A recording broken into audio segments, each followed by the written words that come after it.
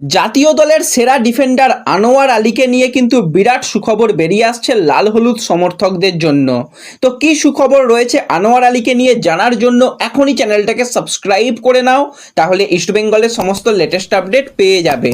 তোমরা সকলেই জানো কালকে কিন্তু কলকাতা বিমানবন্দরে রাতের বেলায় আনোয়ার আলী চলে এসেছে। আজকে তার মেডিকেল প্রক্রিয়া আর যে সমস্ত পেপার ওয়ার্ক বাকি রয়েছে সেই পেপার ওয়ার্ক কিন্তু পুরোপুরি কমপ্লিট হয়ে গেছে।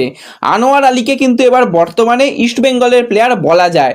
5 বছরের দীর্ঘমেয়াদী চুক্তিতে কিন্তু দিল্লি এফসি থেকে আনোয়ার আলী ইস্টবেঙ্গলে সাইন করলো। একদম অফিসিয়াল সিআরএসে তার রেজিস্ট্রেশন কমপ্লিট হয়ে গেছে। বর্তমানে কিন্তু জাতীয় দলের ডিফেন্ডার এবার ইস্টবেঙ্গল ম্যানেজমেন্ট এবং কার্লেস কোয়াদ্রার যেদিনই পছন্দ হবে সেদিনই কিন্তু আনোয়ার আলীকে মাঠে নামাতে চলেছে।